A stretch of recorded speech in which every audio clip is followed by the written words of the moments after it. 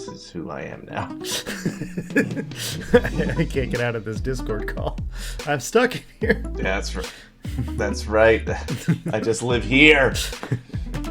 All right, welcome in everybody to the GGG Podcast, episode 118. We got a good show for you today. We got lots of stuff releasing right now. We got Windrose, Pragmata, Mouse PI for Hire, Replaced. We're going to talk some Crimson Desert. We're going to talk some Starfield. We're going to talk Pokemon and No Man's Sky. Disney's making Arc Raiders in Fortnite because of money. Dune's back in the news. And for the main topic, we're going to be talking about the Invincible VS Beta that was going on this last weekend prior to the game coming out at the end of this month. But before we get into all of that, if you haven't already liked and subscribed to our podcast, please do so on our YouTube channel at Golden Glaze Gaming. And if you're listening to the audio only version on Apple Podcasts or Spotify, follow us over there as well. Phil, my co-host, my beloved gamer debutante, how are you doing this week? I'm good. I'm really excited to see how Invincible fares against the beta. It's Invincible versus Beta. Mm-hmm. He's gonna have to. I don't know who Beta is, but let's see if he wins. But no, it's been a good week for me. I have been just ankles deep in Crimson Desert, but here's the thing: I dove in head first, so I am in danger. I am up to my ankles and loving it. Besides that, I haven't played too much because it has been kind of a busy week. Sure, but it's been a lot of Crimson Desert. Every time I log in, I'm like, let me check back in on Arc Raiders. Nah, not until the next season. Hey, let me check in on. I've got Marathon. I should really play it. Not going to do that. Have you played any Marathon? Time. Like, how many matches of Marathon have you played? I played the beta match you and I played, and then I got a copy of the game from a friend, and I have played the tutorial, and that's plenty. There's a lot of people saying it's really good. I've been seeing some reviews that are like, it takes a while to unfold, but once you really get into it, it's easy to get into. Yeah. I would love to, maybe I'll give it a chance one day. I've just been eating too good to have to 100%. This is what kept me out of smoking when I was a kid, where I was like, I have to pay money and then get used to it to smoke. No, thank you. I will continue to enjoy candy, Okay. The DARE program worked. DARE program worked too good. All right. Yeah, I've been playing Crimson Desert as well. Probably not as much as you, but I feel like I've made pretty good progress in the game overall. Definitely have fought a number of bosses. I'll speak very vaguely to avoid any spoilers. Not that there's really any story spoilers to spoil in this game, but I just beat the boss who uses fire and magma as his element. Okay. So that's where I am, and I just unlocked Uga or whatever his name is to play as. And now my mission is glitched, and I don't know how to progress it so I can play as Cliff again. So I've kind of hit a little bit of a wall there. Something similar happened to me in a segment of the game where I didn't have access to Cliff, so I had to play as... I've got Unka unlocked, and also the other character whose name I don't remember because I never play as her. Yeah, exactly. And I had to fight some kind of difficult opponent as that character, and I was like, I just went back to camp, and I was like, all right, all these resources that I built up, let's upgrade all her weapons. Come on, we got to get her ready. This is...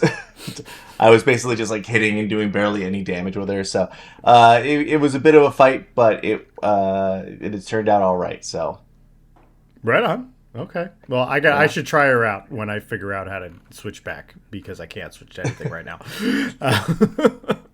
But yeah, I'm fine with just playing as Cliff. I don't know that I needed these two other characters to play as, if I'm being perfectly honest, but I haven't really had the time, or not the time, I have had the time. I haven't really had the interest to play as them. So I literally said that to someone at work earlier. He's like, how's Crimson Desert? I'm like, it's great. I don't know if I needed 3 characters. Yeah, I don't. In fact, I know I don't. So I've been playing. They add so much character. That's the thing. They just add so much detail and story richness. Oh yes, the richness of the Crimson Desert story. Yeah, and then aside from that, I've been playing Starfield. It had its big free lanes update as well as the Terran Armada DLC. I'll break that down a little bit because we're going to talk about Starfield in the news. But overall, I really like it. And to me, this feels like what Starfield really should have launched as.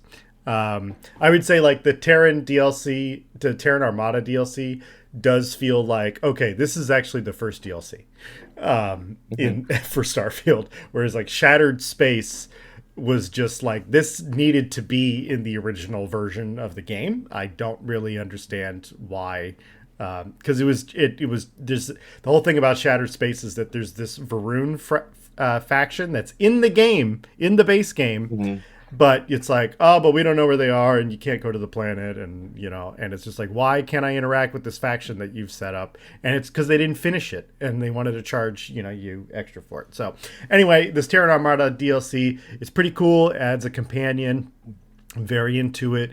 They've added a lot of things to the shipbuilding, which is, of course, my favorite part of the game. So I've just been having a lot of fun and being able to actually fly your ship around and go into cruise mode and have instance things happen, kind of makes for a more adventure-y tone to the game where it's I don't just have to be questing. I can just fly around space and see what happens. And it makes it feel more like a space adventure game than everything that came before it did. So yeah. Weird that people would want that. Yeah, weird. But I'll talk about that a little bit more. Let's get into the major game releases for really the last 2 weeks because we took last week off. So let's start it off with Windrose. This is a game that has been in sort of early access, even though they called it a demo.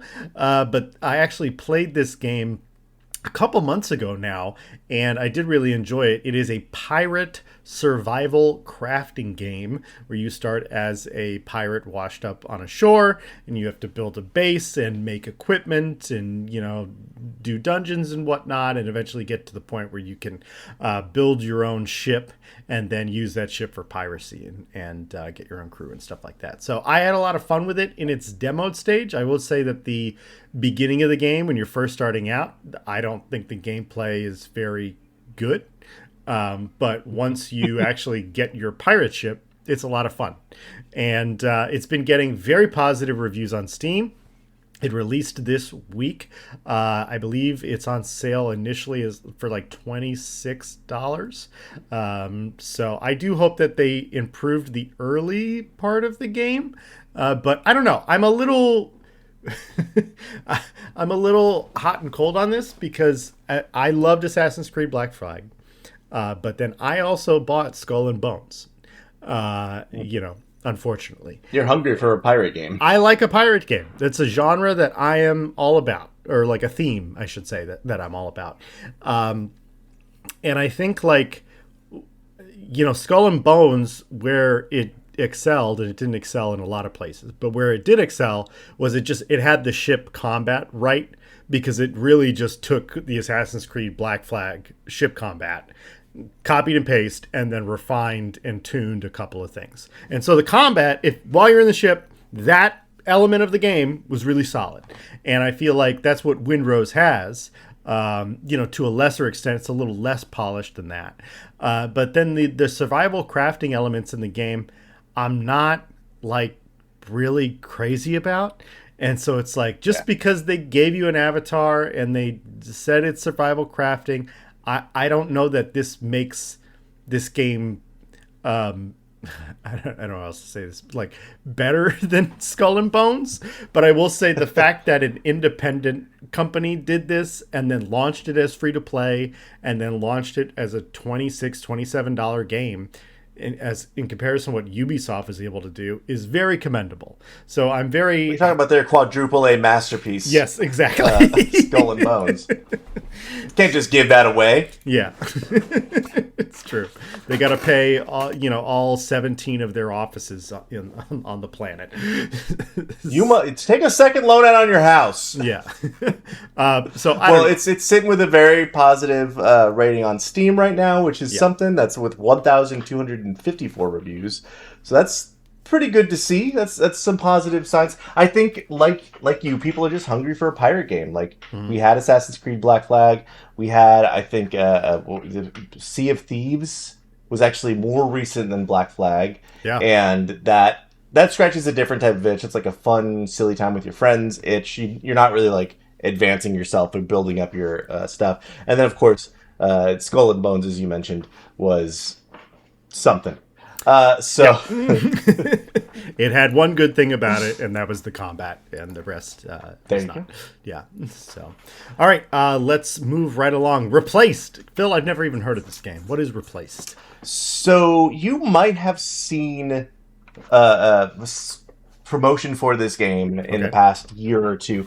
It is a 2.5D cyberpunk thriller. It is that is like the genre. The game type itself is like an action platformer with some really cool Arkham-style combat. And you play as Reach, who is an AI put into a human's body against its will, trying to go against the corporation that put it there and like uncover them. It takes place in an alternate 1980s after nuclear war, and I believe Risen Phoenix or something like that is the name of the city. It's coming out to some pretty decent reviews. Where is it sitting on? An 88 or 86% of critics recommend. So some pretty strong endorsements from those who liked it. Other folks not quite as in love with it, but it looks fun. If you want something that's like interesting looking and has allegedly very good combat, I would check out Replaced, especially if you're looking for some cyberpunk love in your life. Sure. Yeah, not a lot of cyberpunk games coming out right now. So, okay. Very, very cool. Next up, we've got Pragmata. I have hated this game since the moment I saw it. But apparently I'm wrong, because this game is getting some pretty good reviews. A lot of people are praising how much it feels like a 2010s third-person shooter, which we just don't get a lot of games in that genre anymore. And I know that that's a game genre that I absolutely love to be playing, Mass Effect and Gears of War and Uncharted. I love those games. So this has made me a little bit curious about it. I don't know that I need a little girl on my back the whole time who's wearing clothes that don't fit her. But I guess like it's more of the vibe it's putting out that I'm not resonating with. But it sounds like the gameplay is actually really good. So this is a surprise for me. I don't think I'm gonna play this one. It's getting good reviews, but it just looks like I was gonna say slop, but slop is overused. It just looks kind of generic to me. Yeah. And that's if it continues to get talked about for Game of the Year, maybe I'll give it a shot eventually. But it just doesn't look like something I'm necessarily interested in. It is Capcom, though, so Capcom has been having some pretty killer success lately. Yeah, especially with RE9. So, the jury's out for me, although critics seem to like it. So you seem like you'd be excited about this, person listening or watching the show. Probably a good pickup for you. Don't let my sourpuss get in the way if you're enjoying Pragmata. You listen to that little anime girl go like, but they're coming after us. All you want. Enjoy. If you're a Capcom fan, then this is probably for you. So nothing wrong with that. All right. Mouse PI for Hire is our last game release, and this has been a very interesting game just from its art style, where it's old school cartoon. Things are 2D, but they're 3D. I should say the characters are 2D, but they're 3D. Everything in the game is like an illustrated animation that's really cool. It seems like very much of a Bethesda or Obsidian kind of game format. In like, you know, there is like action and shooting and whatnot, but a lot of it is you're talking to characters and trying to understand the storyline and trying to get to the bottom of everything. I think this game just really stands out from the art style. There have been a couple of games, obviously. Cuphead was really the first modern game to do this, where they're like, let's use an old cartoony illustrative style and build a game around it. And so like this seems like the continuation of that genre. So yeah, it definitely. I think Cuphead is the thing that it reminds me the most of, because it does have such a distinct visual identity. This game looks to be, I would say, like the Cuphead of first-person shooters. To steal the old Dark Souls of this or that genre. But the thing that stands out to me about it, there's a couple things. Like, the animation, obviously, is incredible. Like, the reload animations, you do really silly stuff with your gun where you're, like, fumbling bullets. Or I think the shotgun is you grab a handful and just jam them in there and then cock it. Awesome. So it's very cartoon rules there. But then also it's hyper violent. Like, you will shoot someone and, like, see their guts everywhere, but they're all, like, animated that way. And I think I kind of just thought this would be like a boomer shooter, like you just doing sort of levels prescribed to you. But the fact that there is sort of an RPG element, or that you are investigating these crimes and like actually being a PI, pretty cool. So I'm excited to try this one out. Right on. Yeah, it looks great, and I'm a strong advocate for big artistic choices, and this is one. So hell yeah. Yeah. All right. Well, those last two, I think, are the 16th they're available. So tomorrow? No, 2 days from now. 2 days. Well, depending on when you're listening to this. Exactly. Yeah. All right. Let's get into the news. Crimson Desert has been pumping out the patches. The game has been out now 3 weeks, and I think we've gotten 3 patches for the game, which is pretty impressive because big patches. Yeah. Every time the game gets patched, I notice, and I don't have to read the patch notes. I'm just like, oh, this looks different. Oh, this UI thing is different. Okay. So what's going on with this latest patch, Phil? And have we fixed all of Crimson Desert's problems yet, or no? Yeah, no, I think there's not a problem with this game, in my opinion. No, Crimson Desert 1.0.3 is a pretty big patch. They did some really interesting things.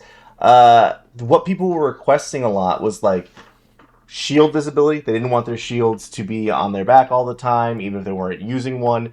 So that is one of the things they checked in, that like unless you were using a melee weapon, you could turn it so that it's not showing on your body. Same thing with accessories. That's not the only thing they've done, though. They have made the other characters that we talked about a little bit earlier have the same like grip ability or the magic hand from Zelda that Cliff has, to be able to like clip onto things and move around, or to like manipulate the area with it. They didn't really have a story reason for it. They're just like, yeah, the other characters should have it too, because it feels weird when you're used to playing as Cliff with this kind of characteristic of the game that we built the game around, and then to not have it for those two characters was weird. The lock-on mechanics for boss battles have been improved, so when you lock onto an enemy, it actually follows them, even if they're teleporting around. Like, it's more quick to move the camera to them. Additionally, they took what was kind of a bug that people were taking advantage of, which was a focus aerial roll, and made it part of the game, made it an ability that you just have. So when you are gliding in Crimson Desert, you hit the 2 buttons to go into focus mode, everything slows down, and after you charge up a couple times, if you hit the dodge button, you do like this aerial roll and get a really big speed boost out of it, and it doesn't consume that much stamina. Oh, okay. That used to be like a bug, and now it's just an ability that you have, and it's the best way for getting around in the air. It's so cool. Right on. There is so much in terms of these notes. One of the things that they have here is improved usability of the Greymane camp. What does that mean? I don't know. But it's more usable. It's more. You can interact with more things, I guess. And the last big thing is now you can fast travel from horseback, or like if you're in the air, or Oh, if you're okay. moving a little too Good, fast. good, good, Yeah. good, good, good. Yeah, that was So silly. yeah, all of this stuff is just like the fans have been like, yeah, this would be cool if this was. Oh, okay, it's in the game now. Um, so yeah, I'm really excited about it. I love the way that they've been pumping these out. I'm sure there is a bit of crunch happening in some, or a lot of crunch happening. But that those are just like the gameplay things. There's a lot of UI fixes and graphics and setting improvements, specifically on PC. So yeah, there's they just keep pumping out updates to this game. Uh, but yeah, I talked for a long time. Paul, how do you feel about this? You did a great job. Great reporting. Thank you, thank you. Yeah, I mean, I like it. I mean, everything from like, I think maybe this was update 2, but like they changed the save screen, which is like so desperately needed because when you're playing on a controller, I'm playing on PS5. Originally, you would go to other options and then you go to save load, and then if you kept clicking X would be the load button. So, but it's how you select everything else in the menu. And so you would load your game instead of saving your game, which is the exact opposite. And it's just like, that's just some What you want to be stupid, doing, yeah. that's just some dumb programming UI stuff. It's like, some gamers are going to hate me for saying this, but like in Breath of the Wild or Tears of the Kingdom, like how when you're on a horse the buttons change what they do from when you're on foot, where it's like, to jump is this button when you're on foot, and when you're on a horse the jump button is something else. And it's like, why why why? Who does There that? was no need for this. Who does that help? Like, so yeah, I like seeing all of these updates. I think that I don't. To me, the more I've played this game, the more it really reminds me of like a game that is in its like Witcher 1 or Witcher 2 phase, where it's like there are a lot of problems with it, but there are a lot of things that the game gets right and a lot of things that other games in the market are not doing. And even though that this game has flaws, it also kind of reminds me of Oblivion. It's like Oblivion had to walk before Skyrim could run and be a masterpiece, as glitchy of a mess as it was when it launched. So yeah, yeah, anyway. So I'm happy there's still some updates coming out for the game. I've been playing it a lot. I think I have 60 or 70 hours in it now. I feel like I've made some progress. But yeah, I don't know if it's Game of the Year, but I think it might deserve a nod, although I doubt it'll be at the Game Awards, to be honest. What do you think? Don't know. I don't know. I think... Well, we'll see where it is in a year. Maybe it is like a completely different and like functioning game. I mean, I wouldn't put it past them to update story stuff at some point in the future, because that's the area where I know they feel they are lacking. I mean, how do you update that though? How do you? I feel like it's done. You know, you can't update. I mean, you can update that. You just re-record performances. They have a lot of money right now. Just re-record performances. Get back in the VO booth. It's not even re-recording performance, because like here's the thing: is like the actors' performances are not bad. That's not the problem. Yeah, they're fine. It's the writing is terrible. It's like when you're gathering all of your companions to go to your camp. How many times do you watch the same cutscene of like, oh, you're alive, oh my god, blah blah blah blah, let's all go back, and not only that, this is true in every cutscene in the entire game. The frickin' cues need to be picked up. It's like they have a fast forward button in the cutscenes, and honestly, when you're holding the fast forward button, I feel like this is the speed that it should be going normally. And the fast forward button should be faster than this, because the cues are like. Sorry, go ahead. No. That's you're 100% right. I have been watching the whole game in fast forward because of that. Yeah. But another update they did. Now there's a lot of times you talk to somebody in Crimson Desert and it like you get locked into like watching them ask you for something or whatever, and you have to just sit there while they go through there is a fast forward button for that as well now. Oh, okay, good. You can fast forward through those things and you can change the speed. I put it up to ×4 because F that noise. I'm sick of listening to someone be like, "Hey, my lord, I lost my dog. Could you go find it?" 5 seconds later, Cliff goes, "Oi." Yeah. All right. Yeah. I mean, like, but for me, it is probably it is my favorite game of the year so far, which is Fair. a lot to say. We'll see what happens the rest of the year, but it's just giving me an experience that I haven't had in a long time, which is that Skyrim, Morrowind feeling of like, oh, you can do this? Oh, that's cool. Wow. And the combat's good, so. Yeah, it's true. It's true. You can do a lot of crazy things, especially once you get far enough in this skill tree. So, all right, let's press forward. Starfield launched on PS5 at $50, or you can get the deluxe edition, which includes all of the DLC for $70.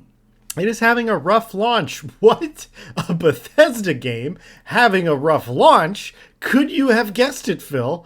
It turns out that the PS5 version, particularly the regular PS5 version, apparently there's less problems on the PS5 Pro, but the regular PS5 version has been crashing or having several glitches within missions that have made it so somebody like can't progress, and so then they have to save scum, or if you haven't saved yet, if you're starting a new game, you just have to frickin' start a new frickin' game.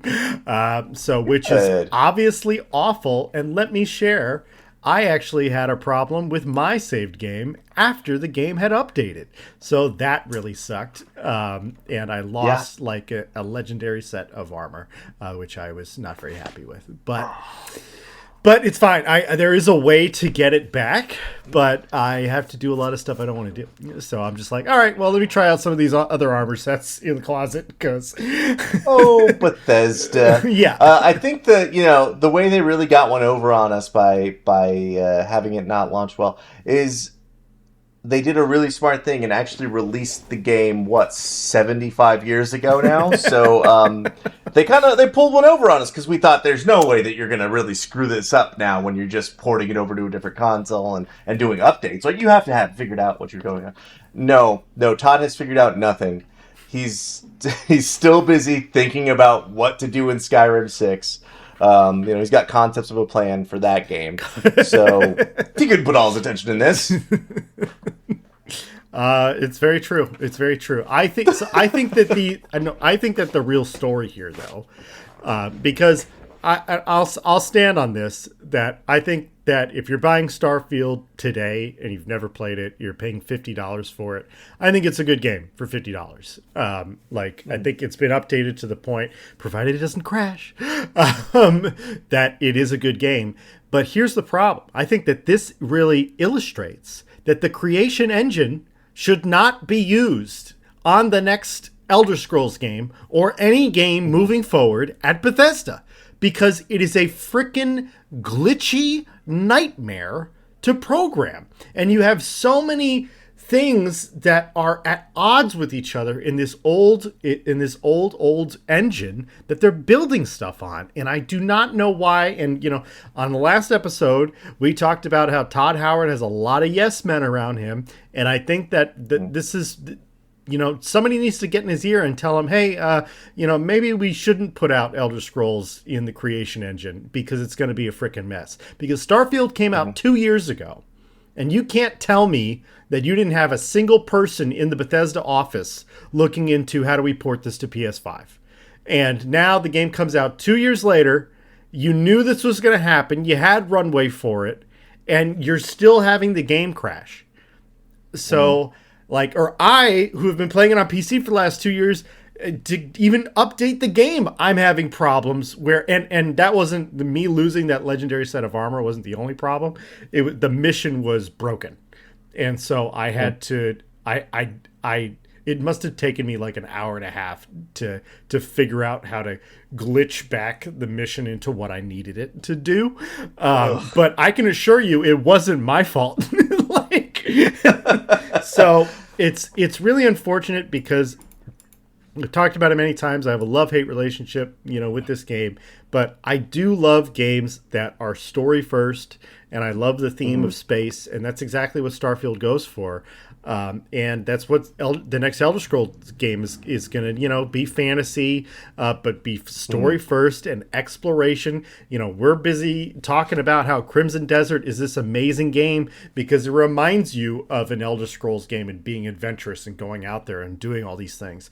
And I'm really worried that they're gonna, because if they put out Elder Scrolls as a glitchy mess, it's not gonna be received in the same way with the same grace that Skyrim was received. Oh, yeah. And like nobody expects it to be better than Skyrim. At least I don't. But you have to release the game in working order.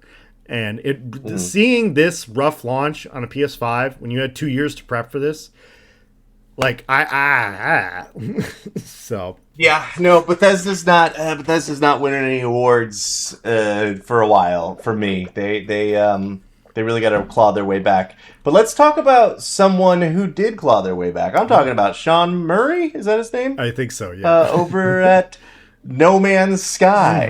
Yes. Who recently, because they just put Pokemon in their game. They put the whole game. They put Pokemon. You get to catch little guys and fight.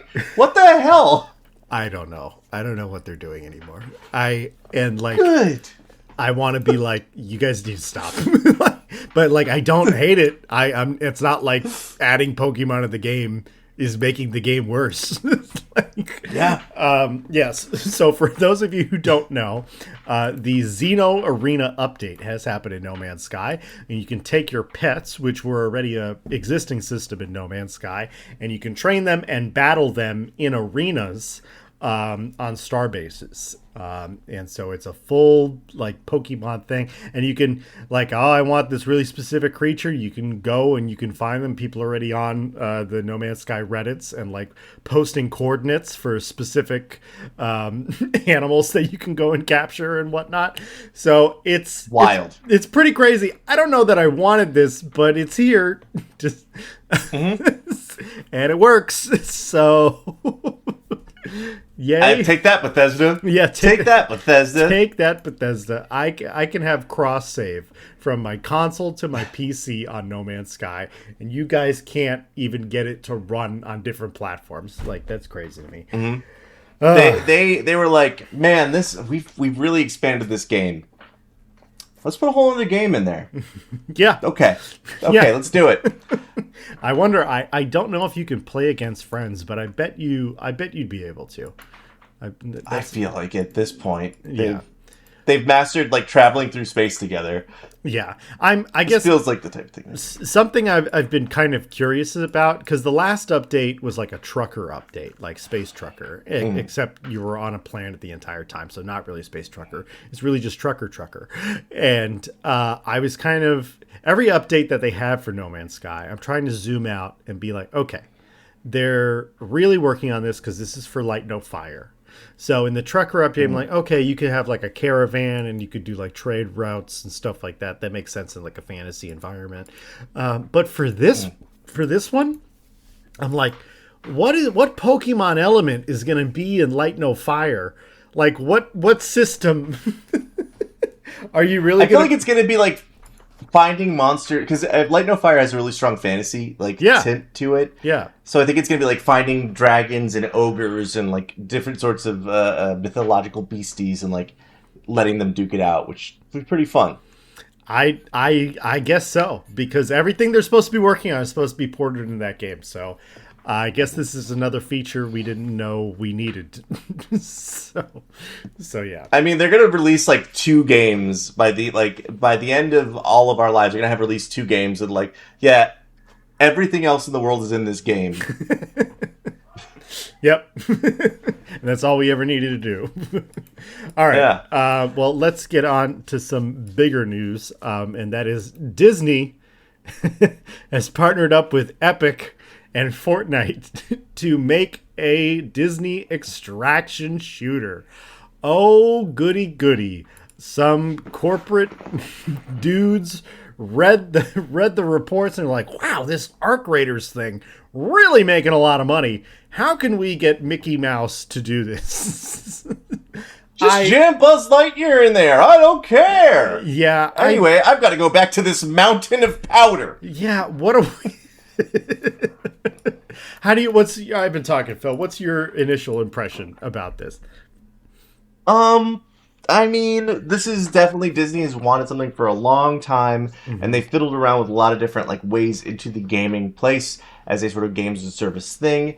We had Dreamlight Valley, which is a cute little like farmy sim, not really doesn't really outdo anything like Pokopia or any of the farming games. Yeah.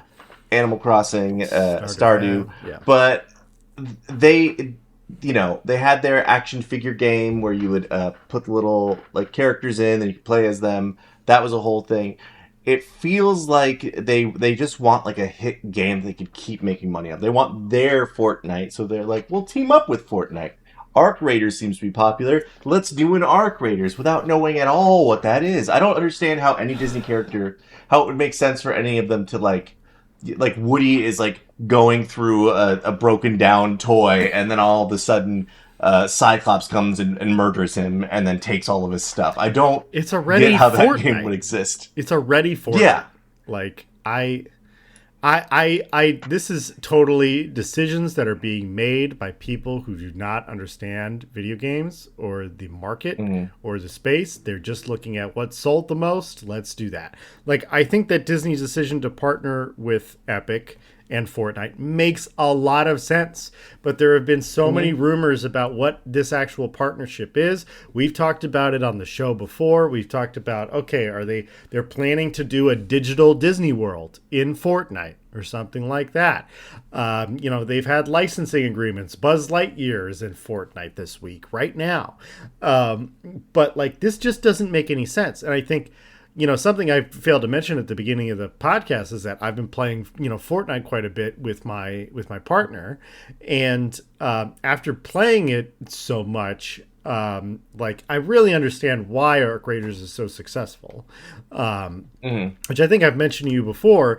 But it's just like Arc Raiders seems like the natural, like you were a younger gamer who grew up on Fortnite. Now you're getting older, and now you're playing something a little bit more mature, which is Arc Raiders, which is just Fortnite with some more consequences because you can lose your stuff. And to me, it's just like, yeah, but Fortnite is more ideal for a younger audience, which is going to be the Disney audience because the stakes are less high. And so like, I don't know how this is a good idea at all. Like, I really think that Arc Raiders captured some lightning in a bottle that people don't understand, and they're looking at it as like, okay, Fortnite's not on top anymore, Arc Raiders is. Let's now copy them instead of copying Fortnite. And so it just feels a little weird. And then, is this a separate game? Is it just going to be a mode within Fortnite? Like, how do you keep your equipment in between game modes? Like, does that? Yeah. I don't know. It's a mess. People. I'll tell you what, probably going to lose them a ton of money. Yeah, probably. Maybe they'll get all their AI employees to do it and prove that it's awful. I don't really have much else more to say about that. Do you? No. Let's talk about something else that's happening. Dune Awakening is pulling back on PvP. You and I played a little bit of Dune Awakening way back in the day, in the beta days. We were not very impressed with the offerings that Dune Awakening had. It was kind of a glitchy, floaty, weird mess with some really strange PvP. I think this is probably a good decision for them to pull back away from PvP because while it is interesting to be in a very harsh world where everything's trying to kill you, I don't necessarily want other players to be that thing. I want it to be the challenges of existing on Arrakis. Yeah. And for a game that's also about building your base and getting all your resources and stuff like that. Arc Raiders is 30-minute little sessions. You could be working for hours on something in Dune and just have it all stripped away because you were in the wrong place at the wrong time and someone wanted your spice. Yeah. So how do you feel about this? What do you know about this? Where are we at here? They're pulling back the PvP. So essentially they're making PvP completely optional. Now it can only be done in the deep desert. And it's looking like that if you do not opt into PvP, you cannot be attacked. by other players. That's nice. Which is awesome. And I know that there is a minority of gamers out there who are complaining about this and do not like this change. But the company came out and said that 80% of their Dune Awakening players never engage in PvP at all. And would prefer that they don't have to do any PvP, as like you were just saying, the whole basis of the game is that it's a harsh environment, and it's like we already have to worry about worms. So I think this is a good adjustment. I think that the super hardcore players are not really gonna like it, but I just think when you have a game like this, and this was part of our problem with it when we played in the beta. When you have a game that requires a crazy amount of time to progress, like this game does, where it's almost like it's really on the verge of like a lifestyle game, at that point, I don't want to be in a position where I can lose all of my stuff.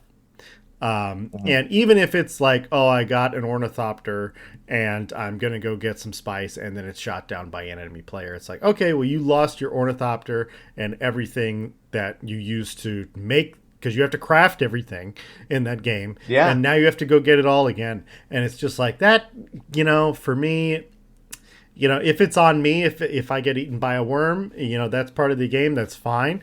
But having like these unknown variables of other players in the game is just really it's not an experience that I like. And I do know a couple of really hardcore gamers who play survival crafting massive multiplayer games, and where you can just like lose all of your stuff, and that's fine. But I feel like that's a very small niche, and if you're Dune, you're attached to a very big licensed entity.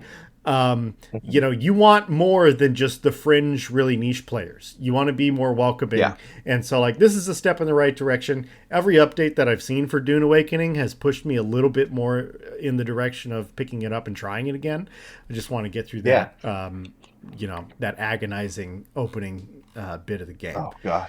So, but I am happy about this, and I will also say there's been a number of free updates to the game that you do not have to pay for if you have the base version. There's also DLC as well, but this is a step in the right direction. And like for me, I think having now that we're getting into this age of like everything's a freaking multiplayer game, except for Crimson Desert, thank God. I think this is like, have a PvP and a PvE mode. There's nothing wrong with that. Have you can have separate servers, stuff like that. So I think this is a good. I like the fact that it's opt-in. Yes. That's like, because then it's like, okay, I have the option to play that way if I want, and I have the option to not play that way if I want. Like, I wish that was something you could do in Arc Raiders a little bit. You can kind of do that with manipulating where you end up server-wise, but people can still find their ways around that. Sure. And that is a thing there, but, it's tough. You say that like with the manipulating server-wise of like your behavior and whatnot. It's like that's not really in your control. And I feel like I've heard so many theories of how the server matchmaking works in Arc Raiders, and I'm like, I don't know how much of this is true and what affects what. And then it's like, if you get attacked, like I'm gonna shoot back. Like, so does that make me a violent player? That for some reason affects your rating in that game, which then people figured out, like, oh, if I just go get killed like 3 or 4 times, I'll end up in a peaceful lobby, and then I can like loot or get all geared up and then go killing the peaceful players. So people have figured out some nasty ways to manipulate that. So I don't know, it's a lot. Yeah, it is a lot, but I will also say, because a game very similar to Dune Awakening that we've compared it to before is V Rising. And it's like, when you have a game that's been out for a while, the lifestyle gamers who are playing this game nonstop, they're always going to have the advantage. And when they reach the end of the game, they get bored because there's nothing else to do in the game. And so what is the only thing left to do in the game is it's PvP. And so hurt people. Yeah. And so like, to me, what Dune Awakening is doing is they're really threading a needle here. It's like, hey, if you're in the late game, if you don't have anything else to do other than PvP, great. You can opt into PvP and you can play against players who also want to play PvP, who are probably also in the late game, also doing their own thing. And so I think this is a great way to do it. I think other games like Arc Raiders, I understand, very different genre. But take a look at this other video game There's something companies. to learn there. There's something to learn from it. Yeah. All right. Let's get into our main topic this week, and that is the Invincible VS Beta that actually was extended. It was going to run Thursday through Saturday, and actually ended up running Thursday through Sunday. I got a pretty good amount of time with it. Kind of conflicted in a lot of ways. Phil, you didn't get a chance to play this. What are your... I didn't get... Yeah. What are your initial thoughts on what you've seen, like trailer-wise, and what questions do you have for me about my experience in the Invincible Beta?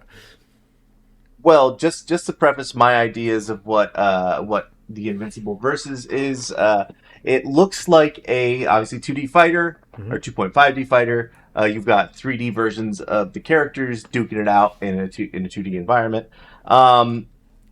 It looks fun. I love Invincible. I love the fights in Invincible. I think that's a good angle to approach the game rather than like, an RPG or something, which I would want that very much. But I have definitely felt like it looks a little bit off from what I would want and what I would like, especially like the 3D stuff. So I'm not like super hot on it. I'm more excited for the Avatar fighting game that's coming out later this year. Absolutely. But Avatar: The Last Airbender. That being said, that's Avatar: The Last Airbender, not the Blue People game. that fighting game is already out. No,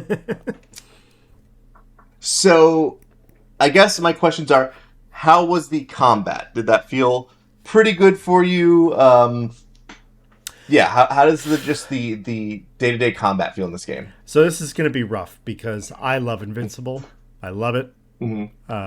I think it's one of the best animated show. I think it is the best animated show on TV right now. Period. I did not really like the combat, to be honest. And when you're playing a fighting game and you don't like the combat, it's a little hard to enjoy anything else about it. So my thing was... That's the main thing you do. There were several problems I have with it. And I initially hated it when I first tried it out. And then I went back and muscled through it several times to try and get an understanding of what the game is, how the game wants me to actually play. And so I think the thing is the buttons are a little different from the typical fighting game, but they're not crazy different that it's like Crimson Desert controls or anything like that. I would say it's very easy to just get into this crazy string of combos, but as the defending character, you have to learn how to do a combo breaker, which is really part of the gameplay, and you can't always do that. I played through the entire tutorial so that I could try to have some sense of what I was doing, and the tutorial is not good. I did muscle through it, but it just doesn't feel good, to be honest. That's right. And it's just one of those games where it's either you're kicking someone's butt or you're getting your butt kicked, and there's no in between, because of how quickly you can get sucked into these combos. I don't like it as a tag team fighter. I don't like it as a tag team fighter at all. I'm just like this. The game really just made me want Injustice 3 really bad, which is unfortunate. And then, a lot of, this is a weird critique. No vibration. Not even I was playing it on PlayStation 5. It's okay, it's a beta. You don't want to have the haptics in. Okay. But no vibration at all. And so any tactile feedback from playing the game is not there. I did not have a good time with it, unfortunately. I sat in matchmaking forever, trying to get into a match. And then just because I really haven't been paying that much attention to this game before, other than their roster of characters, the game's launching at $50 on April 30th at the end of this month. or you could get the full version of it, which includes the season 1 battle pass or whatever, character pass, I should say, which means it's like, okay, there's tons of characters. We talked about this last week, that it's like the Immortal should be in the base game, and yet he is a DLC character that you've announced before the game has launched. And put that in the game. Yeah, exactly. He's been there since season 1. Put him in the game.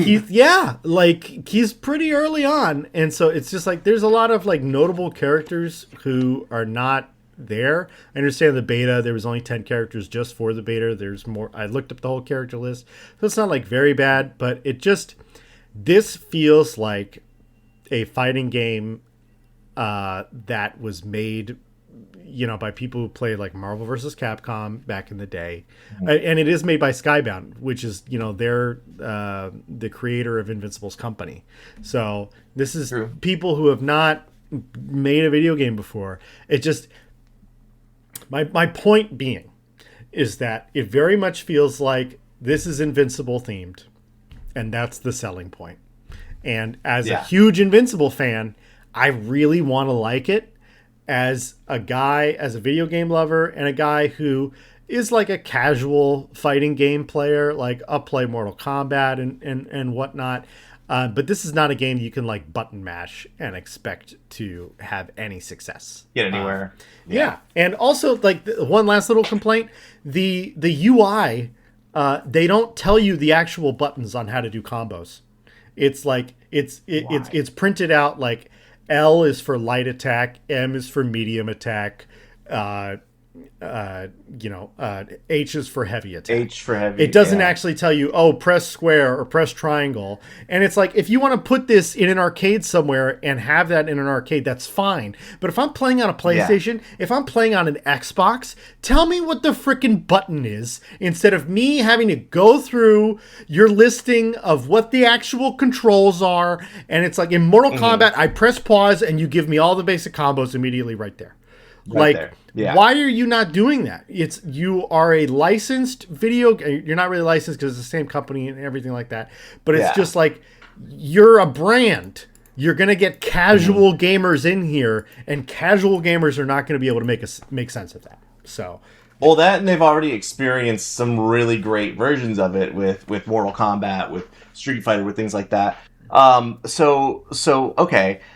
Which characters do they have available to you in the beta?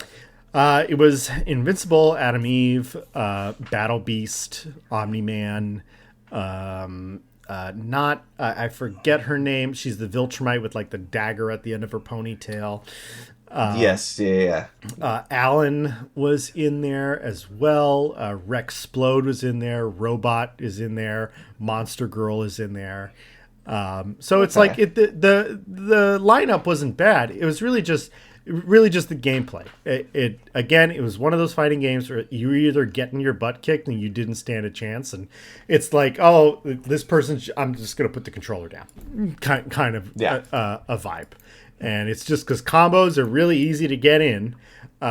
So for that aspect, the casual player, it feels good. But you have to learn how to do all these combo breakers to stop your butt getting kicked.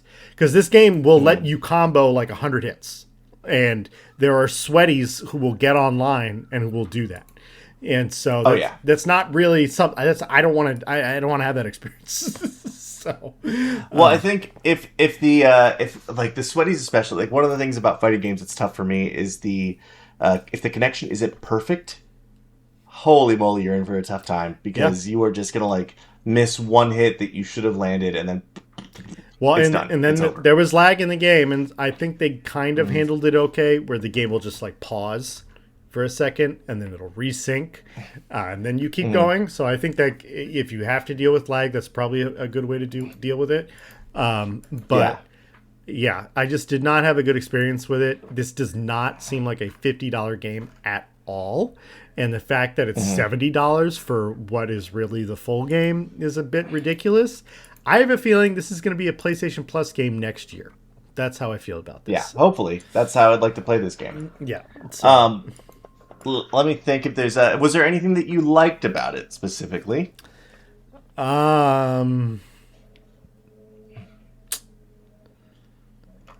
Oof. I like that it was Invincible. Okay. That's something. That's a thing. I mean, yeah, it was just a lot of negative things. Even the menus were bad. Like, because the game was in beta, if you went into certain menus, which, like, I understand the single player, whatever the heck that's going to be. I understand the single player is not in the game. That's fine.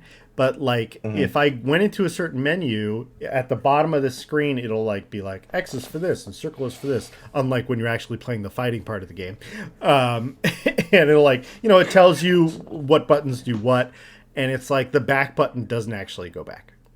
But it says that in the UI. And maybe that'll be fixed. But it's like there's certain menus you get into, it's like these buttons are not doing what they're supposed to be doing. So it felt like very... This is their first video game, kind of a... and that's yeah. Hey, hopefully after like a year, there's been some updates and things that are running more smoothly. That's the beauty of a fighting game, is that you can kind of like... This could be a platform. I'm trying to polish a turd here. Yeah. Polish it away. This could be a platform for something better. That would be ideal. But I think this will kind of live in the shadow of things like DB Fighter or Dragon Ball Fighter Z. Did you feel like there was a need for it to be in this like 2.5D kind of 3D aesthetic, or should they have used a more classical like 2D look for these characters and sort of just ape what they have going on the Amazon show? I mean, I'm trying to not judge the artistic style too much, because I understand functionally, like if you're building maps, and like that's another thing, there was nothing like interactable within the maps, which is kind of like Mortal Kombat 9 was doing that stuff, guys. Like it's been 3 games since then, or 2 games since then, but I understand why they did it. I just think it could still look better. You can do 3D Invincible and have it look better than it does, because it looks like this cel-shaded Borderlands 2, just without the hard black lines, outlines of characters. That's what it. That's rough. So like, but I wasn't gonna let that stop me from enjoying the game, because sometimes it's artistic.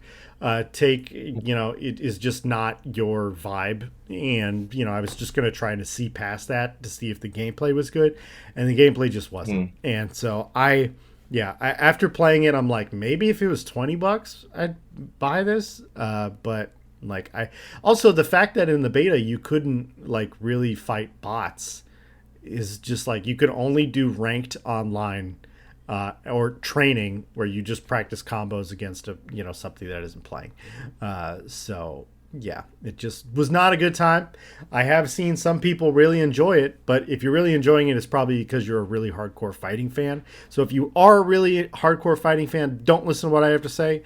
Try it out for yourself.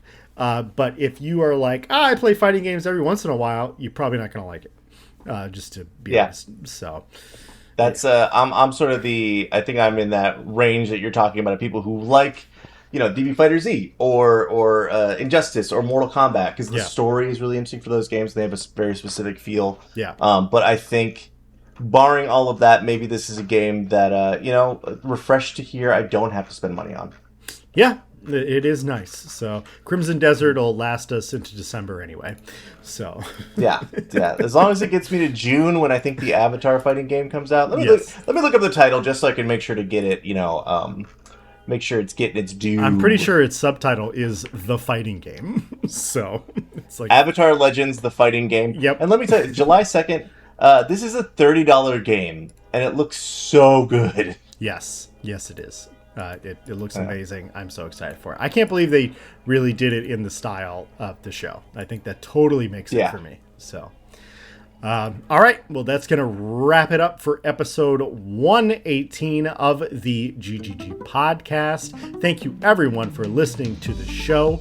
Hope you enjoyed it. If you haven't already liked and subscribed to our YouTube channel, please do so at Golden Glaze Gaming. And if you're listening to the audio-only version on Apple Podcasts or Spotify, you can follow us over there as well. Thank you for being here, Phil.